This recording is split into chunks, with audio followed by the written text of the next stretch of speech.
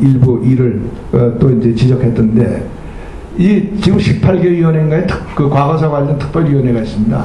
이 특별위원회를 새 정부 들어서면 통합한다고 그러더니 통합도 안 되고 그냥 가고 있어요. 이 18개 위원회가 내년부터는 이제 임기가 끝나고 이렇게 돼가지고 보고서가 나오기 시작합니다. 그 나오는 보고서는 노무현 정부의 이름으로 나오는 보고서가 아닙니다. 이명박 정부의 이름으로 나오는 보고서가 되는 거예요. 그 이명박 정부의 이름으로 나오는 과거서 진상 보고서가 다 좌파적인 이 차원에서 만들어지는 여러 가지 일들을 담은 보고서가 되는 겁니다. 이건 이 사회가 정신착락증이 생기지 않고는 견딜 수 없는 상황이 생기는 거예요.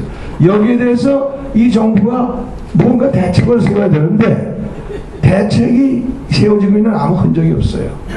어제도 이제 누구하고 정부에 있는 누구하고 그 걱정을 했습니다만은 또 일전에 아마 우리 김현욱 위원장께서 그 얘기 들으셨을 것 같은데 요 얼마 전에 그런 얘기를 들었어요.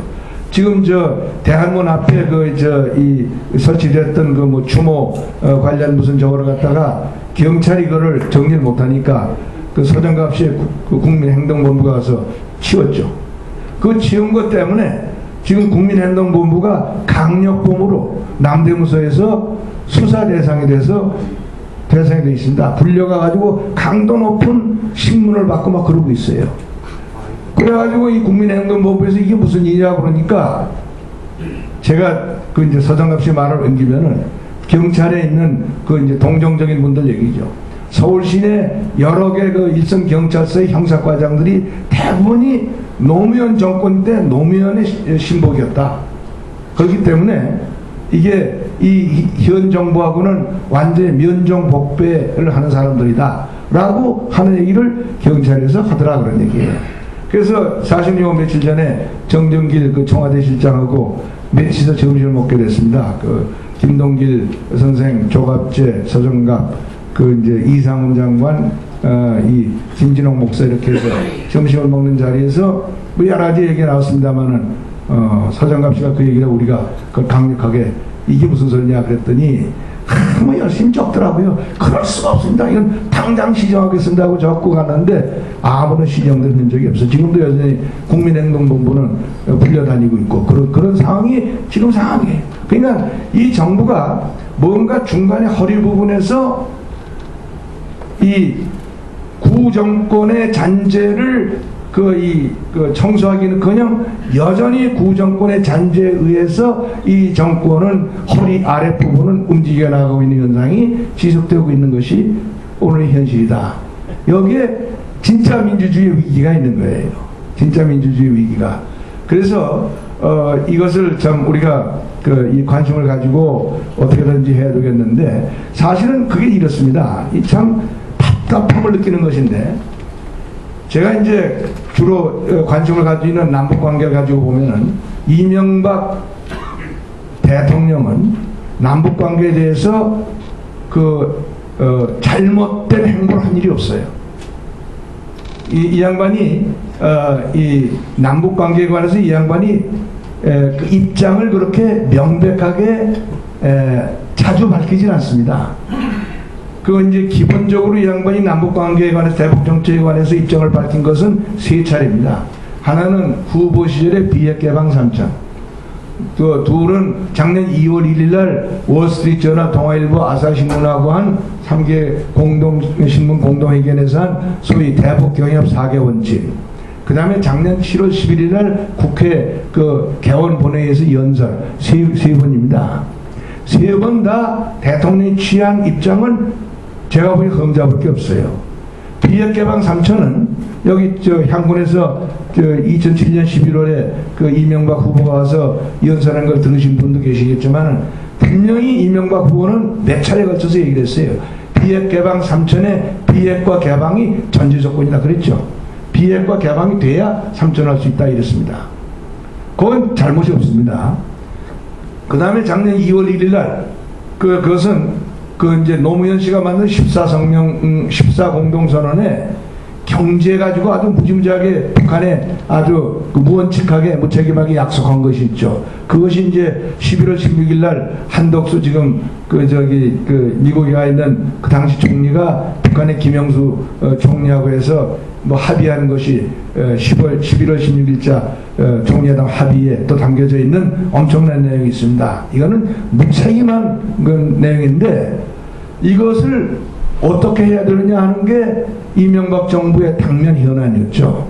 근데 작년 2월 1일 날 이명박 당선인이죠. 아직 거기에 대해서 아주 솔로몬식 이 판결을 내놨어요. 뭐냐면은 그 전에 노무현 씨는 재작년 6월 달에 한겨레 창간 기념일 회견에서 아주 생뚱맞게 느닷없이 그런 얘기했죠. CEO, 나가는 CEO가 발행한 어음은 새로 들어오는 CEO가 반드시 결제해야 된다. 그때는 사람들이 저게 무슨 소린가 하고 뜬금없는 얘기에 놀랐었어요. 근데 6개월 후에 넉 달 후에 보니까 그게 바로 14선언을 가지고 이미 준비하고 있던 것이 드러났죠. 근데 거기에 대해서 작년에 이명박 당선인이 그랬죠. 그건 일괄 결제가 안 된다. 선별 결제하겠다. 네 가지 기준 그래가지고 재심사해서 지금 당장 할 수 있는 건 하고 뒤에 할 수 있는 건 뒤에 하고 아예 못할 거는 못하겠다. 이렇게 세 가지 보따리로 나눠서 처리하겠다. 아주 명 판결을 냈어요.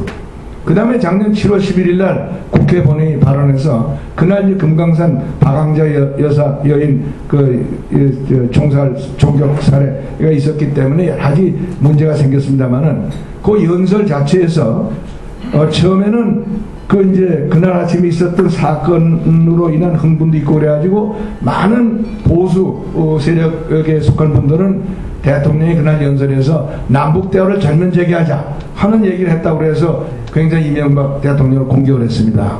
근데 제가 연설문을 자세히 읽어보니까 대통령이 말 잘못한 게 하나도 없어요. 남북 대화 전면 재개하자는 건 우리가 밤낮 하는 얘기죠.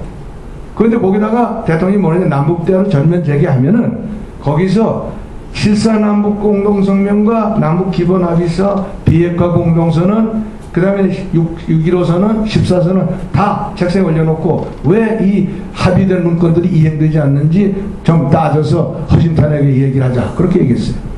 그러면은 이거는 북한이 요구하는 것, 좌파가 요구하는 것하고 전혀 다른 거죠. 그 사람들의 요구를 슬쩍 비껴가면서 할 얘기를 다 한 거예요. 이제 이 여러 가지 합의 문건을 다 가지고 놓고 얘기하면은 지금 북한이나 좌파들의 주장은 성립될 수가 없죠. 아주 지혜롭게 이제 샌드위치 신세를 에서 탈출한 거죠. 그렇게 됐습니다. 그 뒤에도 대통령이 자주는 얘기를 안 하는데 이 기회가 있을 때마다 틀린 얘기를 안 하십니다. 요번에 미국 가서 오바마 대통령하고 만나서도 뭐 다른 얘기도 있지만은 자유민주주의에 입각한 우리 대한민국 주도의 통일을 해야 된다는 얘기를 사실은 대통령으로 하기 어려운 얘기를 했어요. 그렇죠. 요번에 이제 구라파 이 폴란드에 가서도 우리가 북한에 포주기로 보내준 것을 가지고 북한이 핵 개발에 이용했다는 의혹이 있다 하는 얘기를 했죠. 이것도 쉬운 얘기는 아닙니다.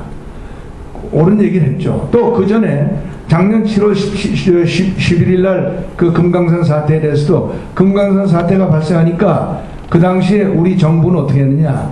북한에 꼭 매미가 나무 등갈에 매달듯이 매달려가지고 공동조사를 하자. 그걸 받아라. 그 내용의 전통문을 접수시키려고 그냥 애를 썼어요. 근데 이거는 그야말로 망할 일을 얘기하는 것이지 공동조사가 되면은 우리가 북한을 꺾을 수가 있어요? 북한에서는 박항자 여인이 잘못해서 그야말로 불가피하게 일어난 사건이라고 그러는데 그걸 우리가 남북대화에서 북한이 그렇게 주장하는 걸 꺾은 선례가 없습니다. 그러면 공동조사가 되면은 북한이 요구하는 대로 가게 되는 거예요. 또 이런 어떤 여러 나라 사이에 이런 사건이 생겼을 때 처리하는 절차에 공동조사라는 것은 머스트가 아니에요. 진상규명한 방법으로 돼 있어서 서로 믿을 수 있는 당사국 간에는 공동조사가 가능하지만은 서로 적대적인 국가 간의 공동조사라는 건 있을 수가 없어요. 그런 경우에는 그 객관적이고 중립적인 제3자가 진상을 규명하는 그런 수고를 하는 것이죠.